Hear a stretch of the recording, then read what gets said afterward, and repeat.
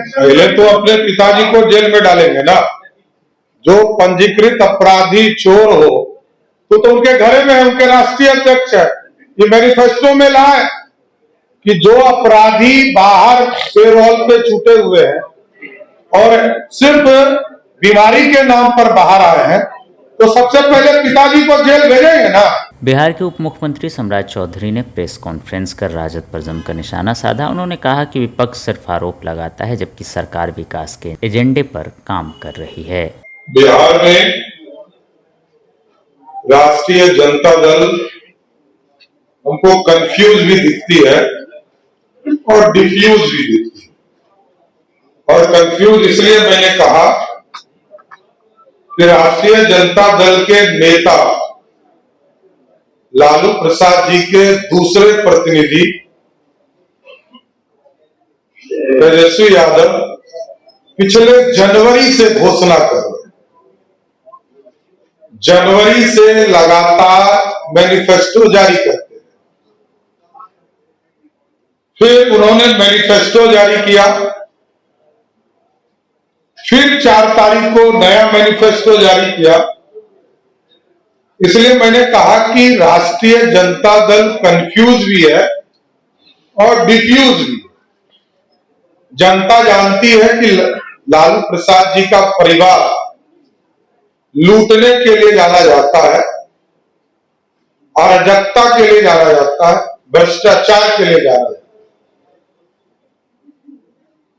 और ये लोग इलेक्शन कमीशन चुनाव का डर ऐसा है कि चुनाव हारने के डर से इलेक्शन कमीशन पर, देश के यशस्वी प्रधानमंत्री नरेंद्र मोदी जी पर आरोप लगा, आदरणीय गृह मंत्री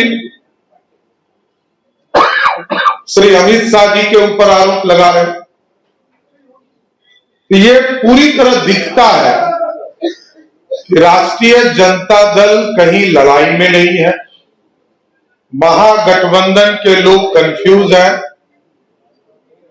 और राहुल गांधी तो अभी से वोट चोरी का नारा देने लगे।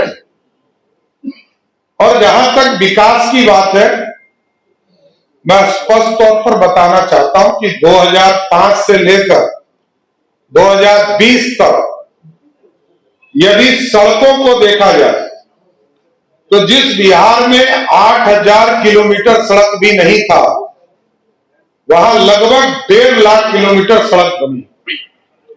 और ये लोग बार बार कहते हैं विकास पर बात होनी चाहिए, मैं सिर्फ विकास पर बात करूं। और जिस बिहार में खाद्यान्न 79 लाख मैट्रिक टन हुआ करता था, आज 231 मैट्रिक टन हो रहे हैं। चावल जहां 26 लाख मैट्रिक टन था, आज 95 लाख मैट्रिक टन। जहां गेहूं 32 लाख मैट्रिक टन था, आज 73,000 मैट्रिक टन। मक्का का उत्पादन जहां 14 लाख मैट्रिक टन था, वहां 58 लाख मैट्रिक टन। दूध और मछली, एक ड्रास्टिक चेंज लाने का काम एनडीए की सरकार ने किया। दूध उत्पादन जहां 47 लाख मैट्रिक टन था, वहां 128 लाख मैट्रिक टन। मछली जो हम खाने के लिए भी हमें उपलब्ध नहीं था, वहां 2,68,000 मैट्रिक टन हुआ करता था बिहार में, आज लगभग 9 लाख मैट्रिक टन उत्पादन हो रहा है। जहां इंजीनियरिंग कॉलेज मात्र 2 हुआ करते थे, आज 38 के 38 जिले में इंजीनियरिंग कॉलेज। जहां 13 पॉलिटेक्निक कॉलेज थे, आज वहां 101 पॉलिटेक्निक कॉलेज। ये बदला हुआ बिहार है। कोई कंफ्यूज है, हम लोग नहीं कर सकते। और कुछ लोग तो डिफ्यूज भी हो चुके हैं। जनता ने तय कर दिया है कि ये लोग अब कुछ कर नहीं सकते, जनता के लिए, भलाई के लिए नहीं कर सकते, सिर्फ अपने परिवार के लिए कर सकते। और इन लोगों ने आरोप लगाया दिलीप जायसवाल जी कभी भी मेडिकल कॉलेज के मालिक नहीं हो सकते। मैं बोल रहा हूं, कोई ट्रस्टी हो सकता है, मालिक नहीं हो सकता। सम्राट चौधरी पे जो आरोप लगे होंगे वो 98-99 में लगे। 98 में मैं कोर्ट से, न्यायालय से बाइज्जत बरी हुआ।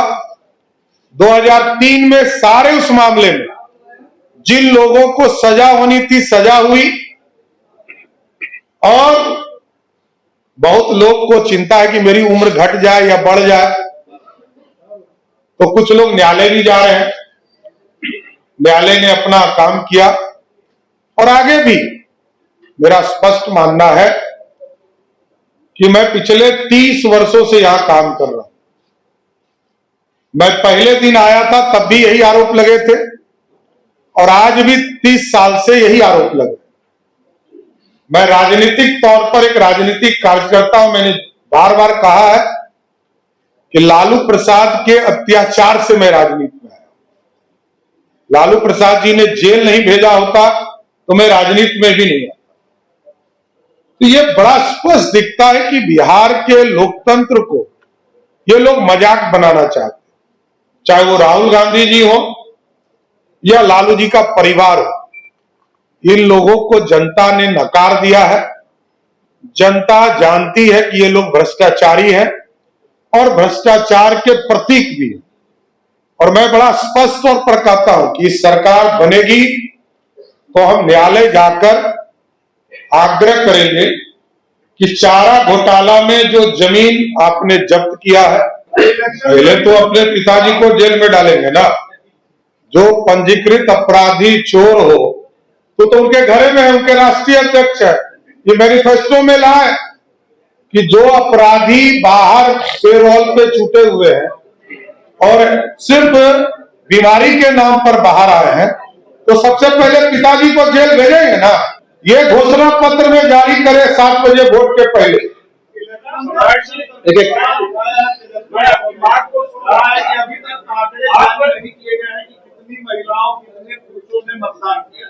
देखिए, सभी जो भी उम्मीदवार हैं, सभी उम्मीदवारों को यह उपलब्ध हो चुका है। एक हो सकता है कि कल के बाद इलेक्शन कमीशन एक साथ ज्वाइंटली करे, मैं कोई डायरेक्शन नहीं दे सकता हूं, लेकिन सभी उम्मीदवार के तौर पर मैं उम्मीदवार हूं।